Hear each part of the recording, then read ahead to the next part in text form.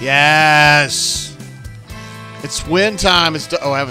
My hair's not as good as it normally is, guys. My bad. I was kind of sweating that one out, I guess. What's going on, guys? It is, as you can see there, I am Jay Tate.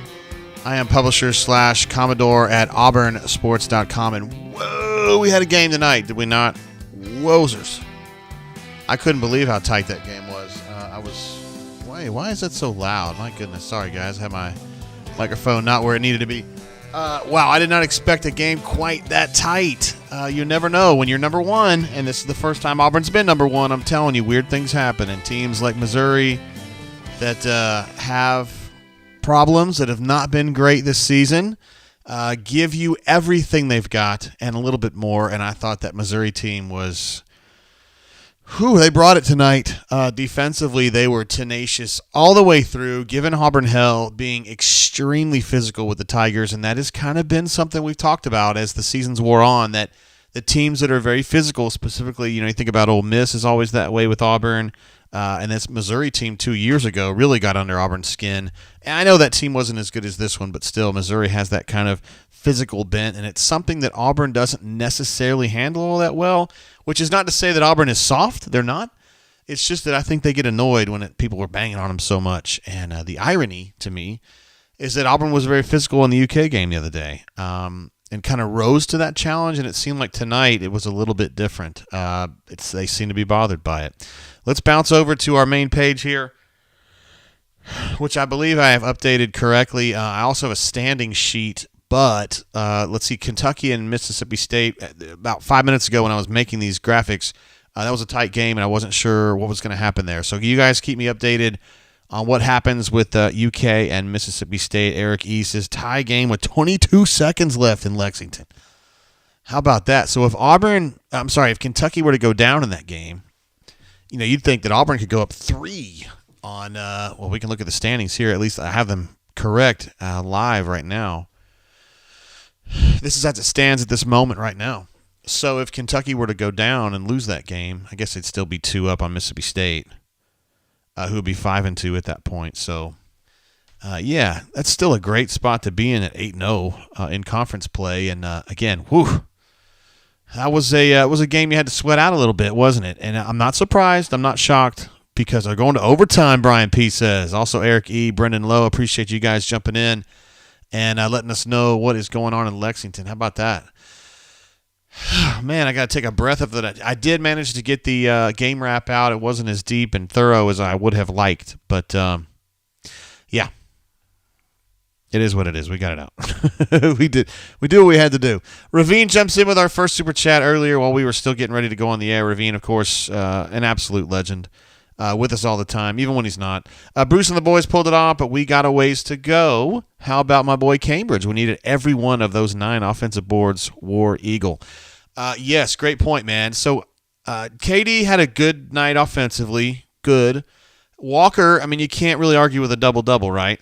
But after that, you didn't really see what you wanted to see on the offensive end. However, on the defensive end, Devin Cambridge played his balls off.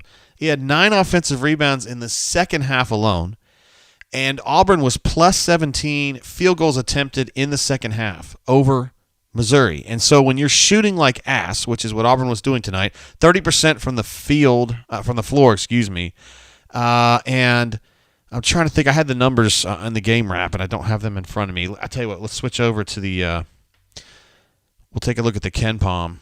Oh, God dang it, I don't have it in front of me. Auburn shot some ridiculous. It's a season-low number for 2-point shooting tonight, preposterously low. Auburn typically is in the 55 to 65% range in 2-point percentage, and tonight it was 36%, 15 of 42 from 2, 6 of 28, 21% from 3. And you're going to have nights where you don't hit threes, but usually this team doesn't have nights where they don't hit twos. Whether you're talking about Jabari. Walker's usually a real good 2-point shooter. Jalen's a good 2-point shooter. A lot of those guys are. KD, when he's finishing at the rim, but nobody was good from 2 tonight. Nobody was good from 2 tonight. Absolutely. Jabari was 1 of 7 from 2. KD was 1 of 4 from 2. Wendell was 2 of 7 from 2. It was a disastrous night shooting. But they overcame it, right? They overcame it. And that's what you do. That's what a great team does. And I know that some of y'all sit there and go, golly, man, Missouri's not good. Why is Auburn not crushing them? And I'm telling you, go on the road, you don't have your shot, and things get dicey in a hurry. And the good teams find a way. And that's all you got to say about that. You win on the road and you move on. Blake R. jumping in, our man from the East Coast, one of our men from the East Coast, an absolute legend, as you guys know. Here's my contribution for the night. War Damn Eagle JGT. I got to be up for work in the morning, so I can't stay long. We won't be here too long, Blake, but thank you for your support, yo-yo. Ooh, I see a few more coming in here. Pocket Watch, one of our channel legends who's been an ardent supporter of everything that we do here. Brain Drain Express, love it. Weagle. Yeah, we're going to do it kind of quick tonight because it's already 10:15 in the Central Time Zone, 11:15 in the Eastern Time Zone, so it's kind of late here. And wherever you are, I would imagine, unless this is Alaska Tiger and he's in Wasilla, and it's probably not that late there. Also, Pocket Watch had a great idea. I know you don't mind me bringing this up, but he was thinking that maybe immediately after the game, I kind of fire up the stream and just let you guys chat, because I'm still kind of finishing up my column that I have on the front page of the site right now, and also building the graphics for this. And maybe you guys could just kind of chat while I'm still putting stuff together. It's a great idea. Just want to make sure that we don't have any screwballs that come on there and act like a fool and then I don't know about it. But maybe I could just kind of be in text contact with Pocket Watch or Canoe Man or somebody who's actually on there and let me know if something crazy is going on. I can jump on. That's a great idea. I told you that privately, and I'm telling you that here in the chat as well. Crocky Poo in the house with a super chat says, LOL, Mizzou fans are hilarious. Lego Gabe, our friend Gabe at Power Mizzou, who I think is going to have a column in the morning about their lack of timeout usage. We had a chat about that earlier. He thought that Missouri should have called timeout late and given them a chance, and it didn't happen. Yeah. They thought they had it. I'm telling you, the girls beat South Carolina #1 like 2 weeks ago on that court, and it was a big deal. And then the boys thought they could pull it off too, but not quite. Appreciate you, Crocky Poo. Also, who we got on? John Carolina in the house. What's up, bro? Mizzou crowd really reminded me of how hard the opioid crisis has hit America. What? We'll give it a laugh anyway. You guys got to remember, though, why didn't it do the laugh? Do the laugh. Do the laugh. Back and to the left. Remember that my sister died from opioid use, so, it's not that funny to me. I know you didn't know that. I'm just telling you right now. Stu Pup in the house as well. KD! That's it. That's the super chat. That's all that need to be said. I was talking about Devin earlier, and I thought he was huge. He was massive. He had balls the size of the sun in that second half. But KD, man, great point, Stu Pup. Really kind of buoyed them in the first half during that 6 or 7 minute stretch where they were down 10, I think, and then he pulled it back. He had went on a run. He just took over the game, doing his usual stuff, and was great there to finish out the first half. And then the second half had a couple nice spurts, but his 5 points during the last 90 seconds or so, I mean, without it, I don't know if Auburn had anybody that was going to be able to score in that situation. And let's see. Blake DuPuy says, KD will not let us lose. That's a very concise way of saying what I just spent a minute talking about. You're right about that. Let's see. Drew C says, JG, please squash these Louisville rumors. It was one TV guy in Lexington who does have ties to Louisville. I'm not worried about that. I'm not. It's not even on my radar.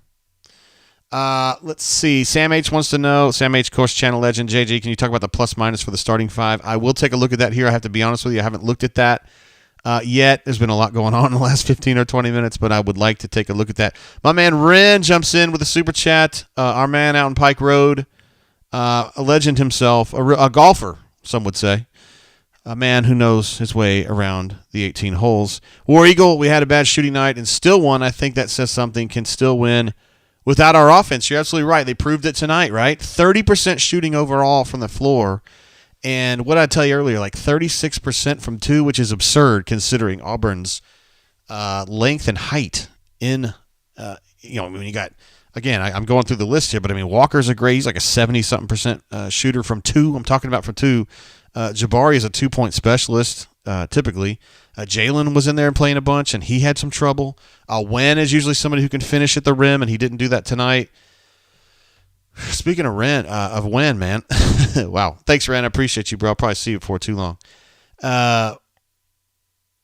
Wynn goes down in that clump. Well, what was that, about 14-minute mark of the 13-minute mark of the second half? And it's like, whoa, he's down. He's grabbing his knee. He's obviously in a lot of pain. On the replay, it looked like he went knee to knee with one of their guys. And, just basically is going to have a knee bruise, which was huge, right? Because at some point right there, I was like, oh, boy, they can't go without Wynn. I mean, they can, but you wouldn't want to. But he was all right. He got back about 4 minutes later, and I think ultimately he's just going to be sore the next few days. But, yeah, he's going to be on there. He's going to be fine. He came back in the game, and everybody's good. Horace says, you're right, JGT. Hey, finally. Great teams find a way tonight. That was KD and Devin just out manning on the boards for extra possessions. You're absolutely right.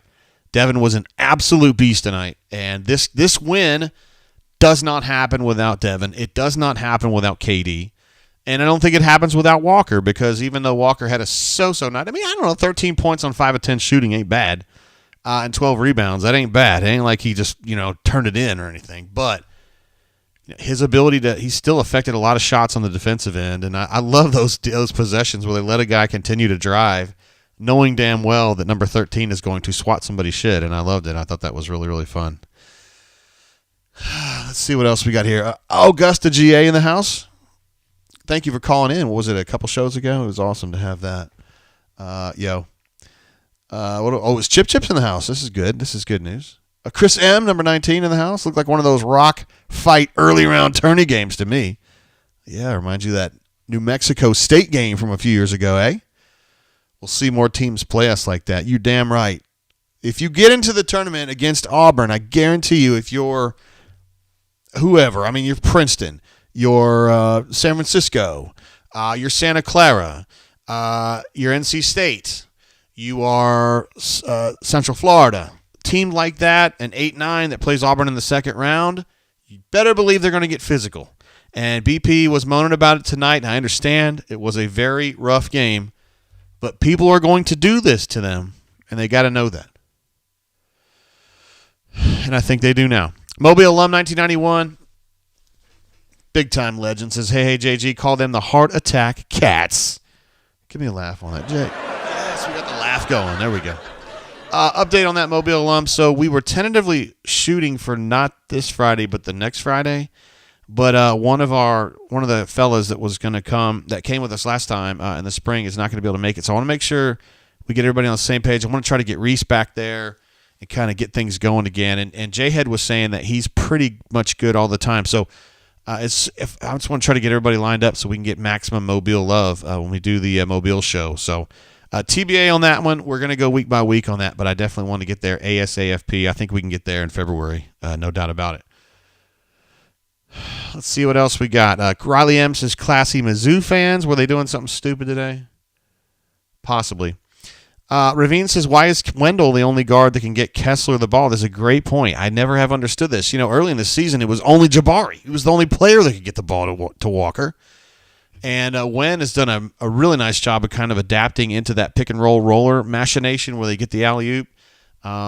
They had a different look for the way they were using that play tonight. I don't know if you saw that, but it was more like a staggered screen, and instead of rolling like in a traditional way where your shoulders are faced to the sideline, Wen was he was going through the screen with his shoulders square to the basket. So it was kind of a different machination. It was almost delayed. And then I noticed this with Dylan early, but Walker tried it a couple times too, where he would dart to the cup, but he wasn't really looking for a lob. He was looking more like for an over-the-head pass, which reminded me of a situation where they're trying to suck the defense into kick-out instead of trying to alley-oop. I'm not exactly sure. Maybe they felt like Missouri had better awareness for its its help side defense to kind of come up and pressure that shot at the rim. I don't know. I would have to talk with them tomorrow or the next day about that and try to decompress after what I saw today. But Ravine, that's a great point. They need to be better 1 through 8 at getting the ball into the post, to feeding the post. And at this point, it just seems like Wen and Jabari, the only guys that can do that. I don't really understand. D. Lucky says, sounds crazy to say, but we missed Lior tonight. It was tailor-made for him to hit and knock down threes all night. That's right. He's 50% three-point shooter this year, as D. Lucky knows. course. All the in the know people know that. Lior is 8 of 16 from 3-point range this year. 5. He's a 50% shooter. Yes, the latest numbers are in. Jabari is now down to 41% from 3, which is fine. He was at 44 earlier. And let's see, KD is now at 35%. Wen is 35% from 3. So they still have their shooters. Everybody's good. It's all Gucci. Everything Gucci. J.O. says KD is my psychopath. We'll give an applause for that one. KD is insane. Insane on the court. I don't necessarily think he's an insane person. He's an intense person, but I don't think he's crazy. I've known some crazy people at Auburn. They've had some crazy basketball players a few years ago, but he ain't one of them. Ravine says maybe we need to practice with KD, Al, Zepp, and Wendell throwing lobs to Kessler and Cardwell. It's funny you say that, but I've seen some of that in practice. They just don't really. It seems like in a game, just something changes. They don't like their looks one way or another. Eric E. jumping in. Some would say the second best Easterwood. I'm not sure how I feel about that. I think all the Easterwoods are great, including the original Easterwood's wife. She's also great. Eric E. says, shout out to the trash Mizzou fans. Love their sad faces after the game. That's very sad. JBDC Elite, for some reason, feels like I care, but he has texted me to let me know that Oscar Shibwe has 21 points and 22 rebounds. That's pretty good. Wow, that is a nice. That's a nice line. So UK wins. Looks like they won by 8, according to Feels Like a Stranger. And I appreciate you updating me on that, sir. So Kentucky goes to 6-2 in the league, and that Auburn's 2 up. Well, technically 3 up, I guess, at this point, because they'd have the tiebreaker over UK. And that pushed UK to 16-4. So that's a nice win for them. It's at home, so you would expect them to do it. And No Horace from 3 provided some context on that, saying that State had, quote, shit the bed in overtime. Certainly possible. I kind of felt like they were paper tigers in a way. I just don't feel like they quite have it. If you're looking at the standings over there, I feel like Mississippi State is going to be downward trending, and I feel like Arkansas is going to be upward trending. I think that Arkansas Razorbacks team is going to be good. Ravine says, I want to come to the Mobile show. We'd like for you to come. We would love for you to come. We have never actually met you, I don't think. You called in via proxy. I don't know as though you've called in yourself, and we would love to hang out. Chip says, another delay to the Mobtown rundown. Boo, JK. I think it's DJ HK that may not be available for the Friday, but we might be able to push on without him. I don't know. We'll just see what it is. He and Reese are buddies, so I kind of liked having them both together, but we'll see. Auburn Dad for Life, owner of one of our cups, I believe. JG, I nearly had a flashback to AU football with this close game against bad teams, but Bama lost to Georgia. We need to talk about that, too. So it took a little bit of the sting out for us being with a close win. Yeah, Bam lost by, 5 maybe, at Georgia. And for some reason, Tom Crean was up in the stands, like, high-fiving people and shit. I was like, dude, you're 1-6. What are you high-fiving for? You got to win 5 straight just to get back to 500, bro. I mean, what are you talking about? I don't know. Maybe it was like a reunion for the Crean family or something. I don't know. Chris said, hey, whatever happened to Lior? Yeah, he got banged up, as BP said, and he hasn't been playing. I think everyone assumed initially he had COVID, but he doesn't. It's an injury he picked up in practice. I don't know how long he's going to be out. Hopefully, I'll be able to get to practice tomorrow or the next day and kind of let you guys give you guys an update on that. Reed was noting that Missouri was stopping Kessler's roll higher in the lane, not letting him get close to the rim. Yeah, it was kind of like when they changed to that, what I would call a square up or a stagger screen, they were having to change their machination on getting Dillon or Walker out of that, and it was just they were blocking it up. Wen was able to get out and get some alley-oops in the second half. I know we had one great one to Devin that I put out on the bunker. I did like a video of it, a vidcap. And he had a couple more. One definitely to Walker. It seemed like there was one to Jabari. I couldn't remember. AU Taxman says Lior is day-to-day. Yes, we're all day-to-day. Aaron Savage is day-to-day with a fully ruptured Achilles. He's fine. He could play any day now with one leg. AU Taxman says Bama is downward trending. Yikes. Yes. Alabama's having some difficulties, definitely. 4-4 now in the league, and now fresh off a loss to the Georgia Bulldogs, who had previously been winless in league play. Maybe Auburn broke them. I don't know. Alabama did beat Missouri the other day, so I don't know. Ravine says Cardwell needs to pick up his game. The thing is, kind of what is Cardwell's game, right? He calls himself Red, which to him stands for rebounding, energy, and defense. Well, he's a decent rebounder. He certainly has a lot of energy, and his defense is passable, I guess. I mean, it's not horrible. Sometimes it's good, and sometimes it's not. He had a very odd sequence in the first half of this game tonight where he hustled really hard to get an offensive rebound, and you're like, pass it out. And he was like, nah, fuck it, I'm going to go back up with it. And it was just a disaster. I don't know what happened, but I know he didn't get a ball anywhere near the bucket. I can't remember if he got stuffed or he lost it on the way up or he got pickpocketed or what. I don't remember, but I was just like, there's no way this is going to work. I don't understand. Sam 8 says Nate Oates put in a walk-on to prove a point to his players. That sounds like a former Florida football coach I know who punted on third down. I was there. I saw it. Just like right in the middle of game. He's like, fuck it, we're just going to punt. I'm sick of this offense. If nobody's going to do anything. Brian P. says Bruce said on the postgame interview that Missouri was doing stuff that they never saw on film, or that I think what he was saying was stuff they rarely do. And I think it was kind of what Homie was saying earlier, where they were really pressuring those high screens. You know, people generally don't do that because it creates a lot of gap, a lot of space behind the pressure, and you're just kind of worried that someone's going to kind of slide in that vacuum. But it didn't happen, and it's just Auburn has to know that these defenses are going to get physical, and you got to know that they're going to attack that machination. They got to know it. BP knows that. He's got ideas. It's just a matter of you always think to yourself, why don't the coaches see that? But having been to many Auburn practices in my life, including some recently, the coaches see it. Getting the players to diagnose it and fix it in the game is where the trick is. I can remember those teams 3 or 4 years ago, and BP would constantly tell them shit in practice. I remember when Casey Ross Miller was the point guard, he was like, you've got to roll this way. And they get in the game, and he rolls this way. He goes the wrong direction. And it's just, BP doesn't like calling timeout, so he just kind of lets it go, or organically there in a game. And they're anything like KC these days. I mean, it's not like Wynn is making those kinds of mistakes, but it's just little stuff, man. Little shit stopping. Big shit popping, little shit stopping, right?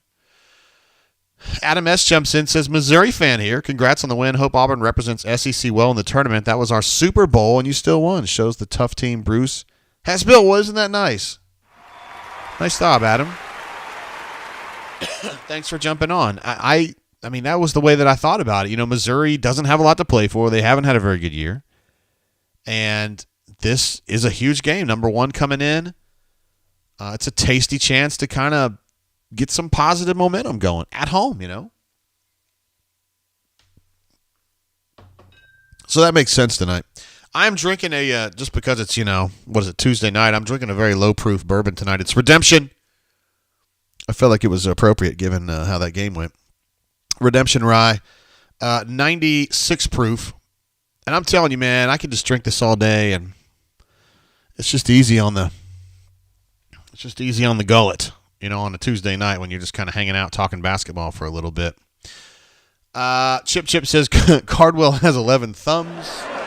He's maybe not the best at holding on to the basketball. I would agree with that. Mr. Master says, is Bama still camping out this weekend after that loss tonight? EU Taxman says Bruce seems to be tightening the rotations a bit, not playing as many players as many minutes. Interesting idea. Let's bounce over to our other page, our box score page, and I'm going to pull up this Ken Palm. JG, why is it so big, bro? That's not the first time I've heard that. Anyway, the Auburn Tigers, Ken Palm looks pretty good there. Yeah, they were both in the top 10 in offensive defense somewhat recently, and it's tailed off a little bit. But, I mean, we kind of know what they got here. Auburn has dropped to what looks like 8 in the Ken Palm, although that may change. Ken Palm does basically like live ranking of stuff, and I think they only had Auburn at 5, as high as 5 though. So yeah, it's kind of a different deal with them. They take a lot of things into account, like luck, which I think is a very difficult thing to quantify. But I trust Ken Palm. Ken Palmer really knows what he's doing. I'm not one of those guys. Like, oh, he's an idiot. But the statistical footprint still looks good for them. Everything's fine. Oklahoma is a team that is on just for shits and giggles because this game's coming up this weekend. 1 o'clock Central Time on Saturday. It's going to be on ESPN, the mothership, at Auburn Arena. Oklahoma has lost 4 straight. They're going to play at West Virginia tomorrow to try to snap that skid. I don't think they're going to win that game, but they've got a chance, obviously. They were playing better, but they're having trouble right now. Reed says, facts, JG, we're all day today. Cardwell just slumping. All he needs is a major league slum buster. He'll be fine. I wonder where we could find one of those. I guess you just mean like a game with a lot of points, right? Yeah, that's what you mean. Like, maybe like a 7 of 8, 18 points, something like that. Mobile Lum jumping in. Sorry to cover up the Ken Palm, but I mean, come on, guys. Mobile Lum jumping in again. Do we need to be worried about these rumors of Louisville coming after BP? Some local reporter there said BP is really interested. So that was a reporter from a TV station in Lexington who has ties to Louisville. Apparently had worked for the Courier-Journal at some point. I don't know him, but that doesn't mean anything. If this was going on 10 years ago, I could have told you straight to the source. I had friends who were Louisville, big time Louisville money people, who would know about this, but they passed away, so I don't have those sources anymore. They came in real handy during Jetgate, but they're not coming in handy now. Rest in peace. I have to kind of look into this a little bit. My gut feeling is that there's nothing to this. I mean, he's 62 years old, okay? I mentioned this on the bunker. Before the Louisville thing even came up, he's 62 years old. They pay him a lot of money. If he goes to Auburn and says, I need another $1 million and I need another $500,000 for my assistants, it happens and nobody even signs anything. Like, it just happens. There's no doubt about it. So, I mean, it's not going to be a money thing. And he's set up here nicely. Look, he's got a Final Four quality team. He's got a number 1 team. He's recruiting at an insanely high level. He's got a new arena. He's got a really good arena. I think he would love to have a facility that he doesn't have to share with the girls. The guys could have their own facility. The girls could have their own facility so they could just kind of do whatever they wanted, whenever they wanted, and not have to worry about sharing floor space. I mean, he probably would like that. And maybe they can work that out. I mean, right now they're in the middle of doing like $100 million or whatever it is football facility, which looks great, by the way. I drove by today. And it's really coming together nicely. The actual football area where you have the field and shit it's covered now. And they're kind of working on the other side as well where the actual, the kids are going to be doing their stuff. So it looks great. It's huge. It takes up that whole track area plus some. So that's good. Brian P. says best quote from BP tonight is, what did you learn about your team? Get the ball to KD Johnson and get the hell out of the way. Look, man, that worked tonight, didn't it? He was up to the challenge, as is customary for him. Terrence says Bama fans are camping out, but not for a game. They're just homeless.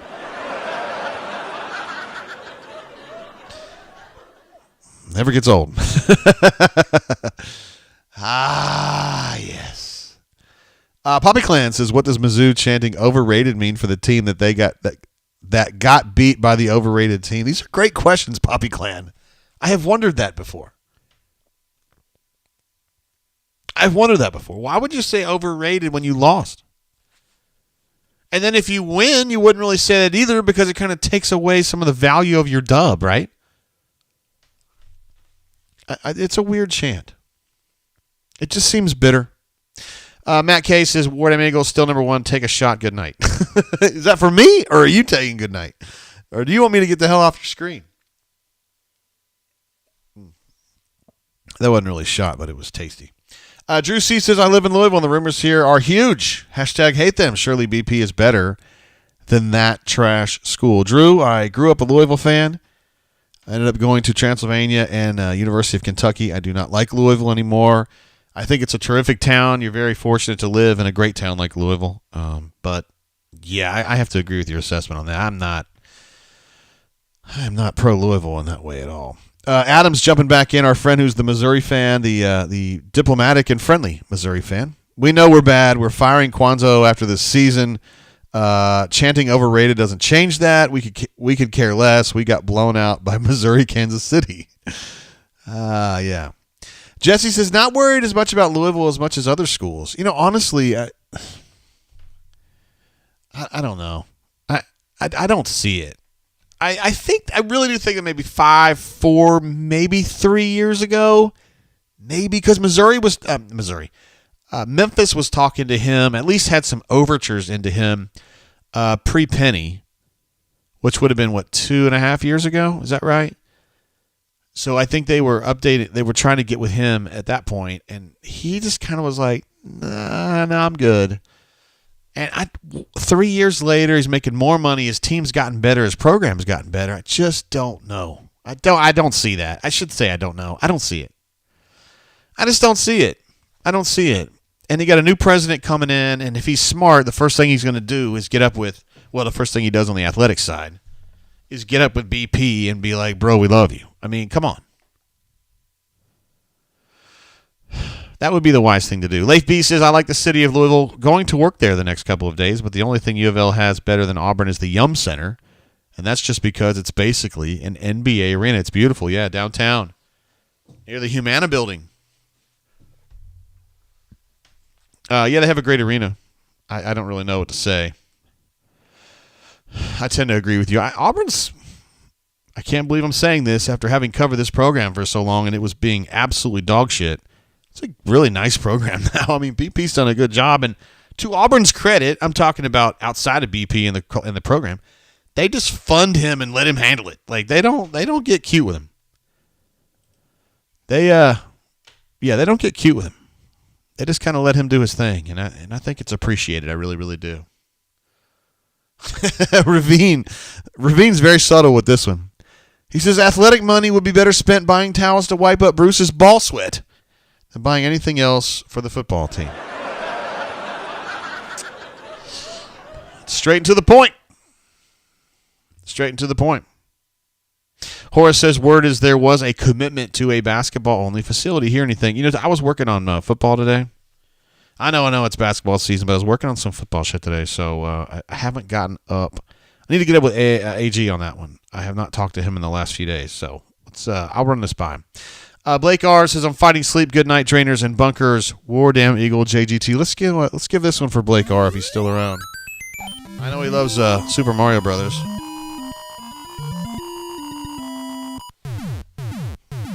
There it is. For you, Blake. Cleveland Brown at War Rapport. Mike, what's good, Mike G? War Rapport in the house. All right, that's what I like to hear. David P says, I'm pretty sure Misery fans were chanting about themselves. Very, very good. Drew C says, I live here in Louisville. They don't take care of coaches. See Patino for a reference. He would not want to come here. I like it. All right. I think we're on board with that. Yeah. Leipy said, also notes that Louisville has no president and no AD. Well, Auburn doesn't have a president, and Auburn has a kind of an odd AD situation. But the AD that's here does like BP. He has definitely stuck his neck out for BP. So I'm just going to be honest with you guys. I mean, I've already said it, but just for anybody that jumped in here late, I just don't see any way. I don't see any way that happens. Call Me Biscuit asks a great question here. He says, oh, yeah, I see Canoe Man. Cooking MCs like a pound of bacon, burning them.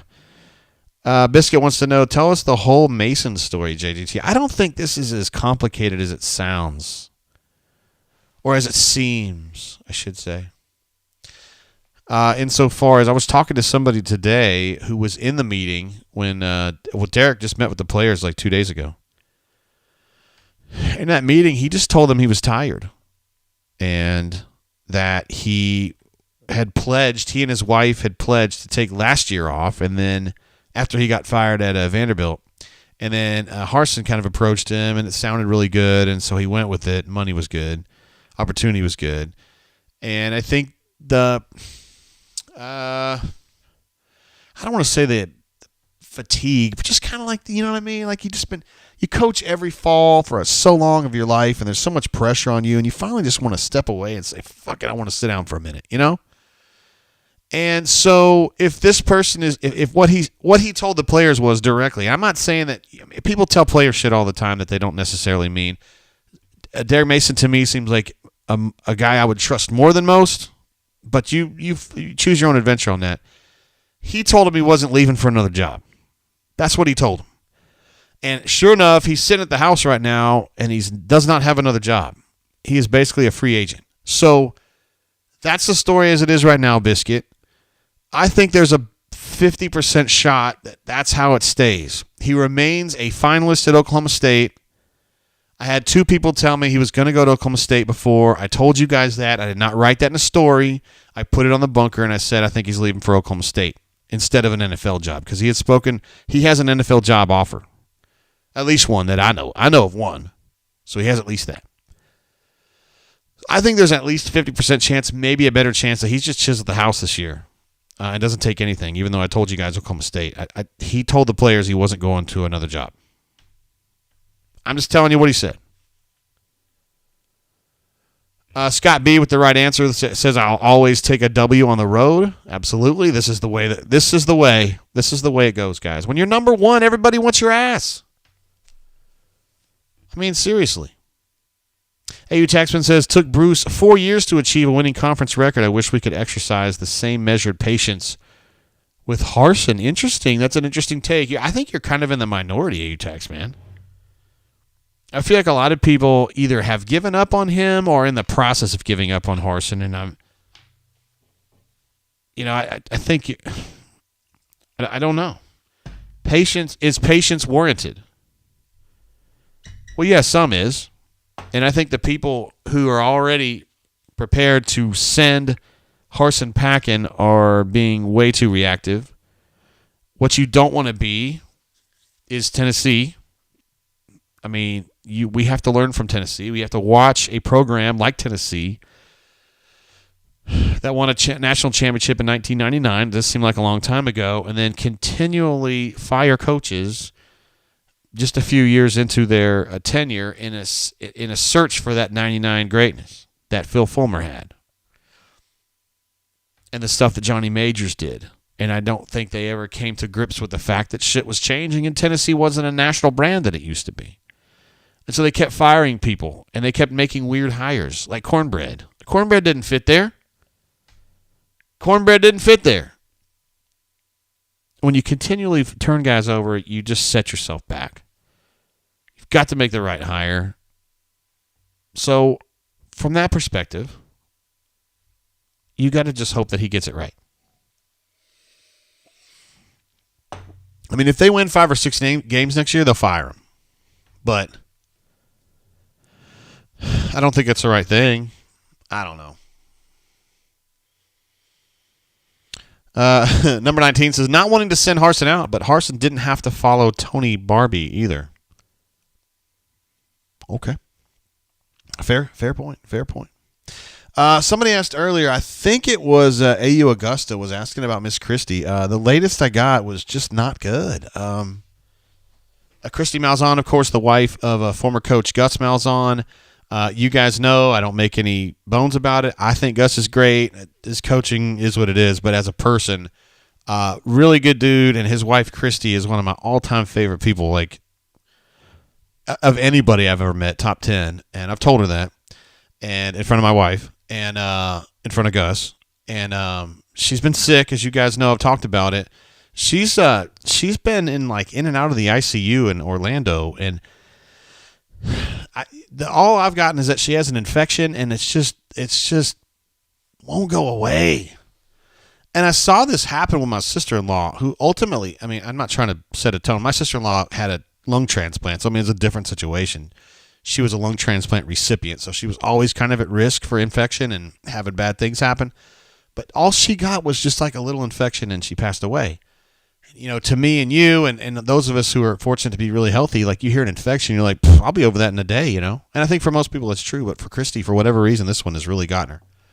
So I've been asking you guys to pray for. I don't have anything super new. I wish I had something better to tell you guys. I do. I wish that.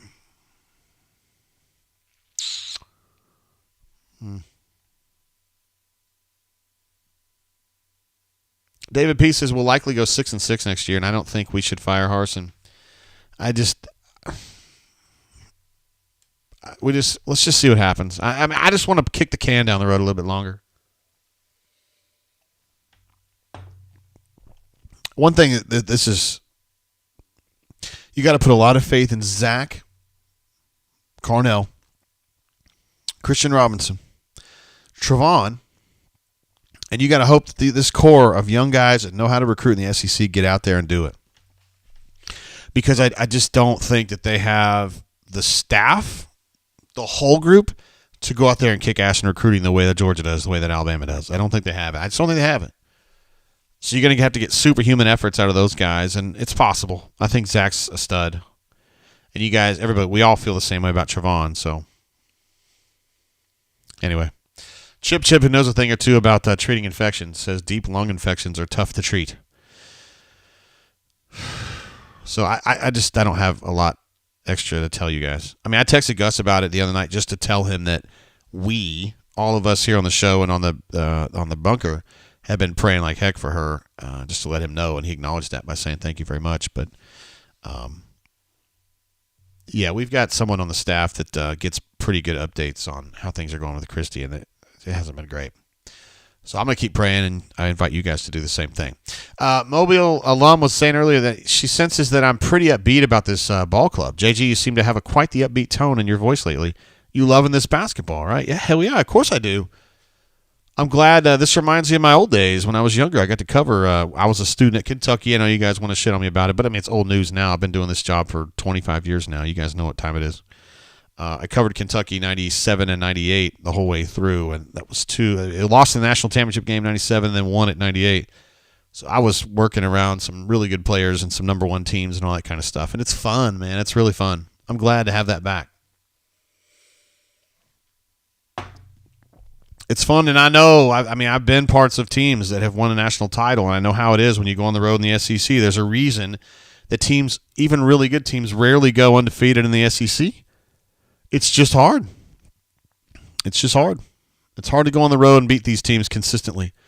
And Missouri's not a good basketball team, and Missouri played their balls off tonight. I don't know what to tell you, and it's going to happen again. It's going to happen again. And that game at Arkansas on February 8th, it's going to be a madhouse. I think that Arkansas team is surging. I think they're better than they've been. I think they're going to go to the NCAA tournament. I think they're going to finish second in the SEC, third in the SEC behind Auburn and Kentucky. And I think those fans are ardent. I know those fans are ardent. They're going to fill up that arena, and it's going to be a real bitch for Auburn. It's going to be a hard game to win. Mobile Alum wants to know how many guys are coming back next year. Let's see. Let's just work our way down. Katie Johnson, probably. Jabari, 0% chance. Zep Jasper, I don't think he has any time left. Walker is iffy to me. I just don't. Without the three-point shooting, and I just don't know if he's like, I don't know. I think there's some teams that would really like a guy like that, and there's a lot of teams that would kind of be like, meh. I mean, when I was growing up, a 7-foot dude like him, like, he was a multimillionaire off the bat. But I just don't know. My guess is no. My guess is that he comes back. My guess is no, that he doesn't end up going. Al Flanagan, I think he's going to have to come back. I just think that the injury put him back too far. Wynn's going to be back. Jalen's going to be back unless he transfers somewhere else where he can start for sure, because I still don't think he's a starter on this team. DC, I think, stays just because of who he is, and Dylan Cardwell stays as well. So it's pretty much everybody except Jabari and Zeb, because he's out. That's kind of the way that I feel about it. Horace is watching the Arizona-UCLA game. This is two teams. I think both of them are above Auburn in the Ken Palm.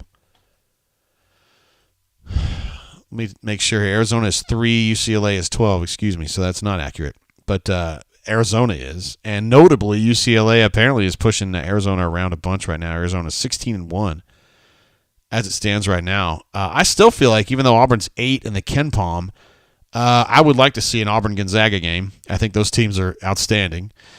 Baylor, to me, is a very good team. I still think they're a half a step behind Auburn. Same for Arizona. Houston is tricky. I don't know what to think about Houston yet. I haven't seen them enough. Watched Villanova play Georgetown the other day and was impressed with their guile. They did the same kind of shit that Auburn was doing today. Just kind of didn't have a good game, but they continued to fight, and they were able to pick that one off.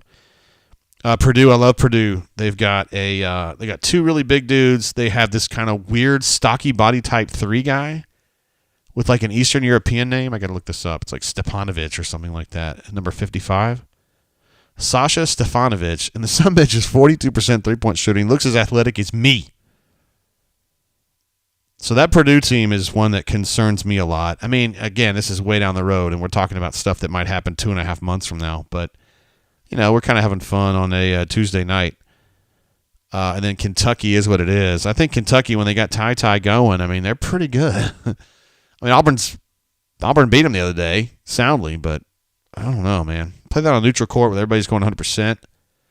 The problem is that you're going to play that problem from a Kentucky perspective is that Auburn's going to play that game probably in March or April, and at that point, they only use like 7 guys really, and they're all going to be playing 30 minutes a game. You might think they're wear out. Kansas is good. Duke is not as good, I don't think. UCLA is not. LSU is definitely not that great. UCLA, Johnny Juzang is a bad man. I hope he's going off tonight. Love watching him play. Jaime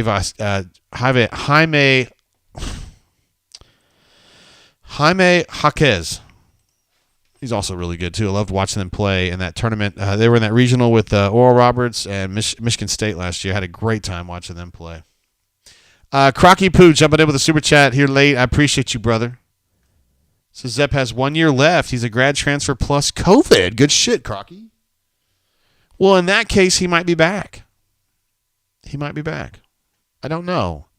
Zepp is he's an interesting one. So we love talking about how kind of carefree and laughy, jokey these guys are.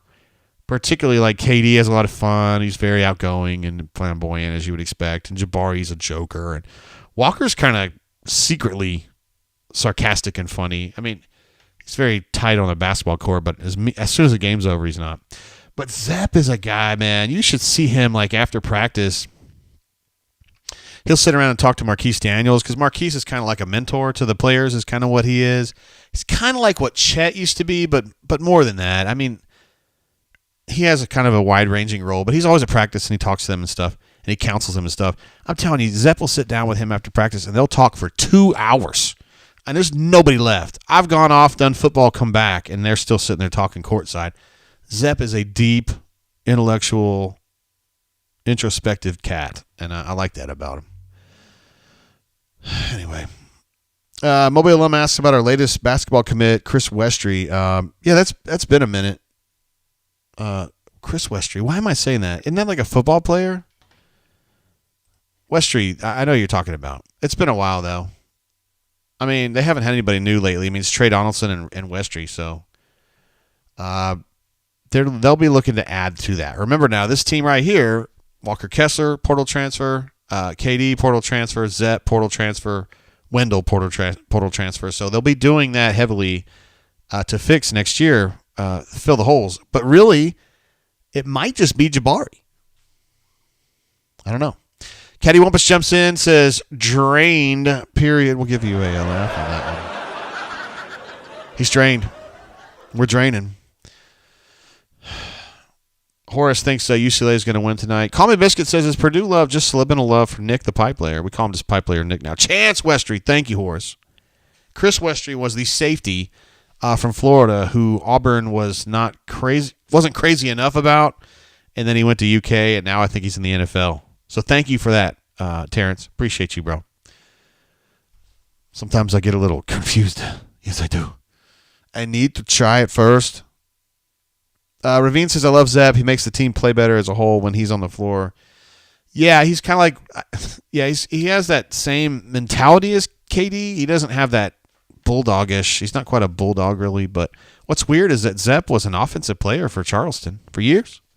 He's got that in him, but I think with the role on this team, there's so many scores that he just kind of plays defense, and he's a terrific ball handler, really. When the pressure gets really high, like when UK was pressuring, the screen's up really, really high, the other day, like Zepp was the guy that can dribble out of that. I don't necessarily think they trust Wendell to do it. Wendell has a lot of great things about him, but dribbling out of high-pressure situations is not one of them.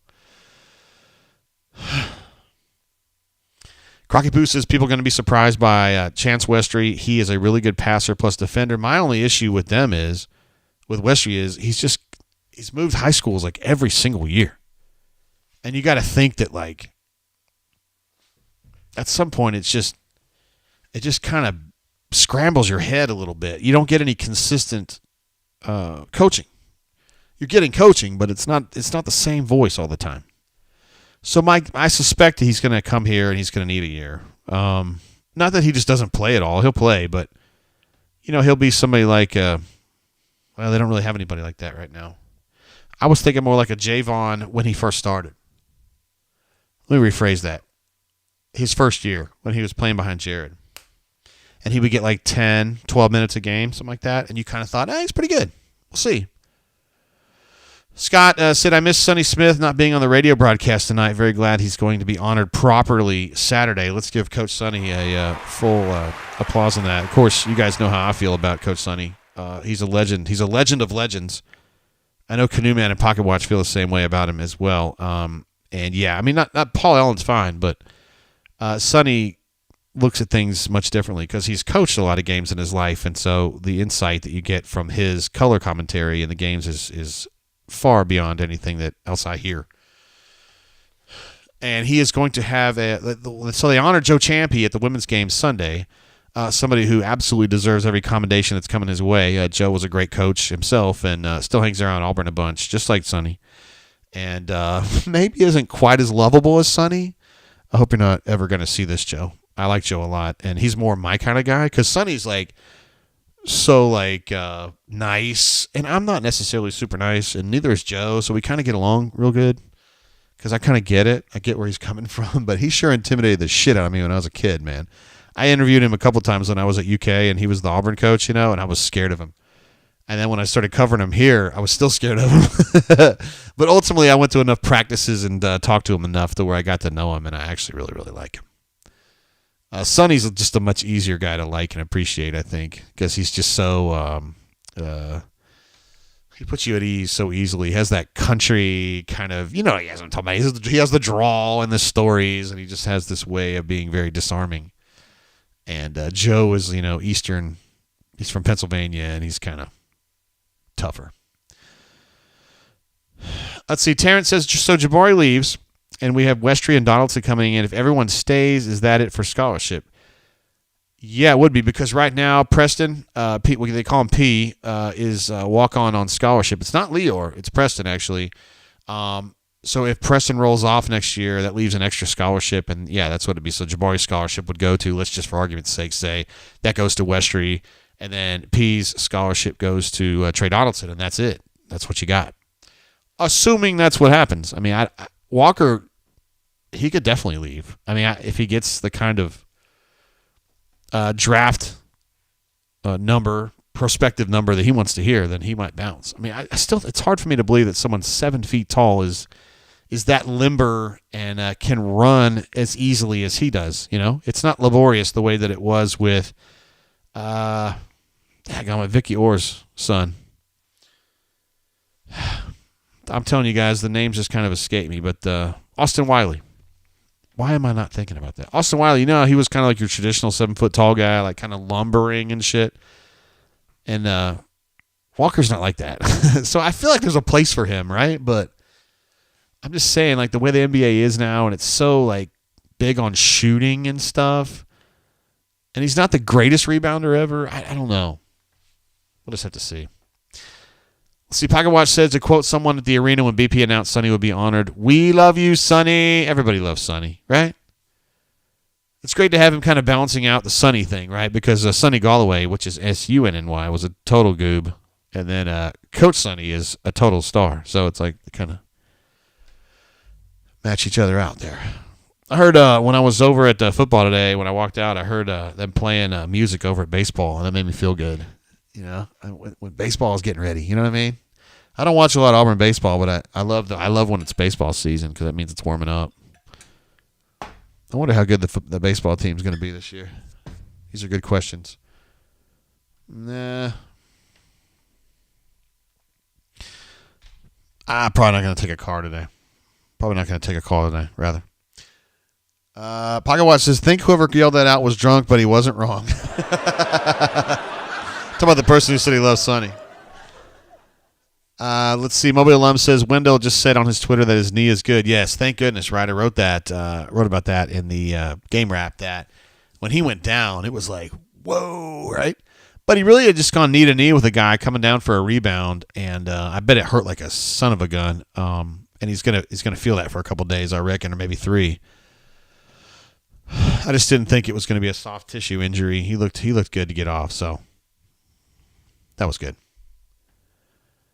Let's see. Ravine is on his way out. Says he's got to get up at 5 a.m.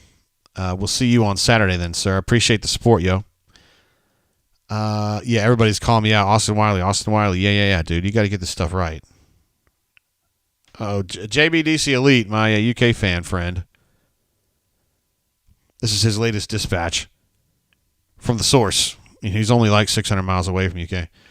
I don't think BP leaves Auburn for Louisville. Football, you sound iffy at best about Harsin? Is that what I said? Did I say that? Interesting. Good night, bro. Good night to you, JBDC Elite. Aubrey Wiley's son. What? No, don't you stop that. Don't premature non-laugulate. Thank you, Canoe Man. That's good stuff. Pocket Watch says Express probably means no calls taken, at least no random calls, maybe 1 or 2 specific calls depending on circumstances. I was just going to try to stay out of the way and let the reporters write tonight because it was late and, for Brian, he's kind of doing his thing. He's probably winded. Terrence says no, it was a BS charge call when he hurt his knee. Yeah, again, they just went knee to knee, though. I don't remember that call. I mean, I know it went against him, but I don't remember if that was a bad one. The problem is that when you listen to Paul, I feel like Paul really, he's way worse than Sonny when it comes to, like, everything's a foul, and like the charge that Al picked up there midway through the first half, like that was a charge in every arena for the history of the basketball.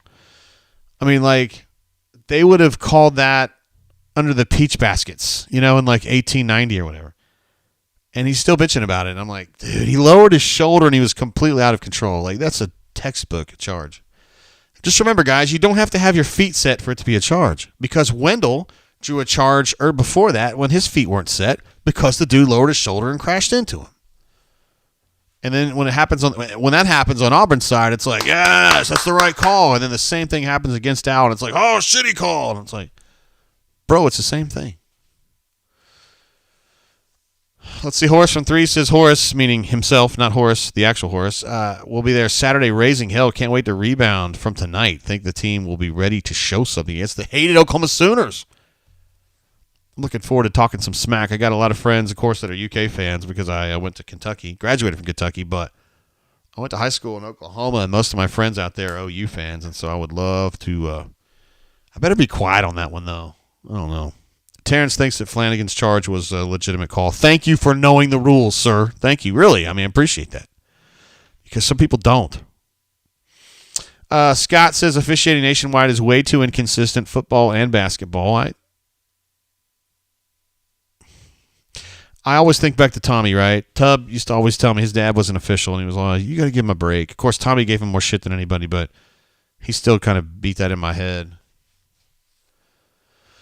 Adam says, love Auburn fans complaining about refs when Mizzou fans are also complaining.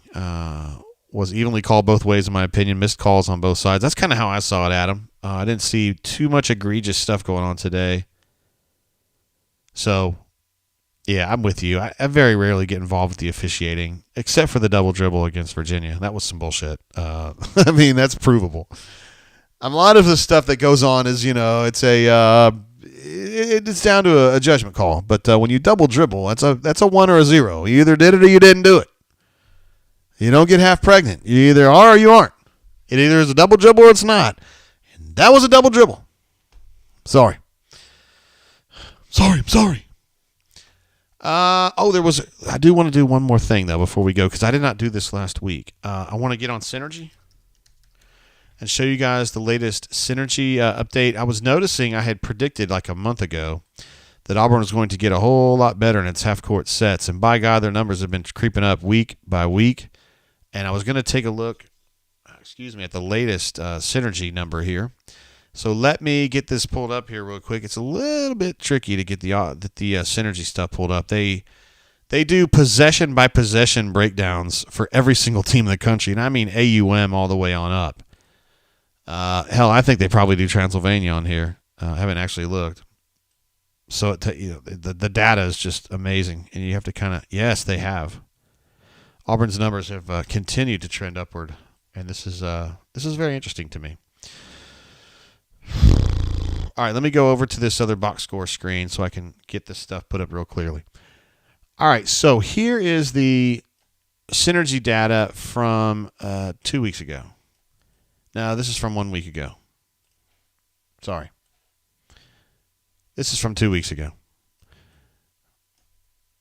As you can see there, it says from the start of the season to 1/15/22. Let me go ahead and get Mobile Alums off here. I appreciate you, girl. Appreciate your support, yo. As always.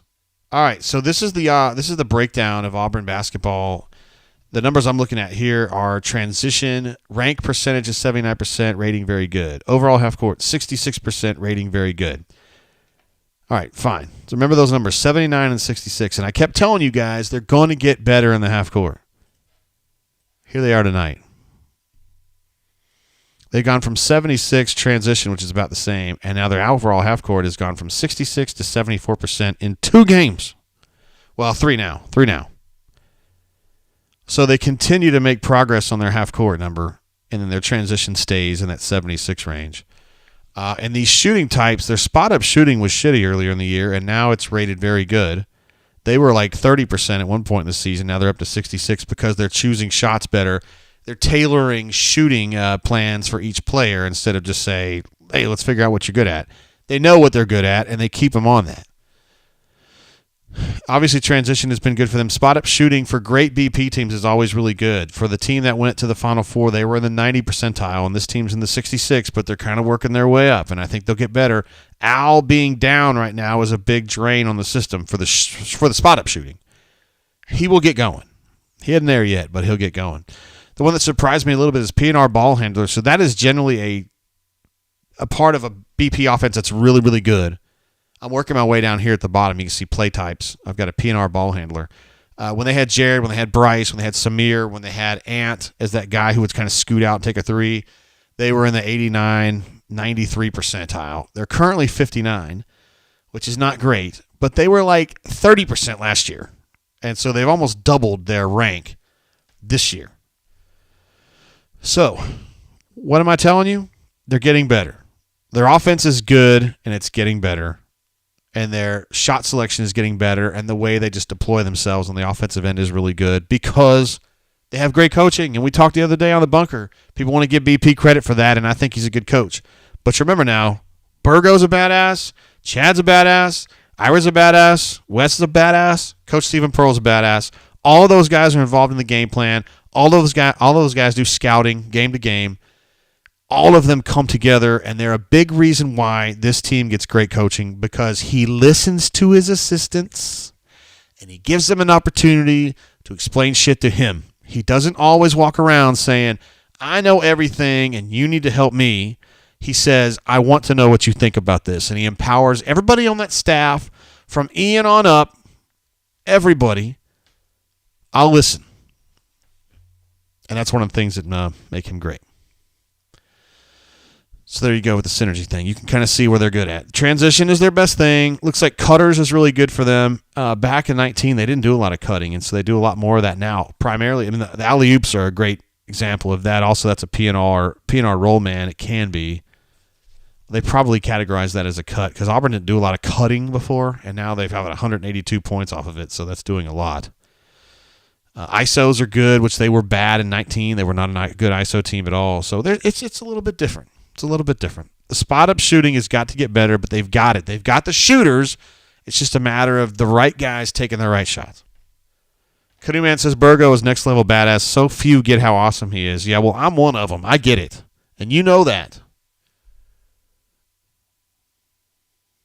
Mobile Lem says, I've never heard much on turnovers on BP's staff. Oh, you're right about that. Speaking of turnover on staff, right?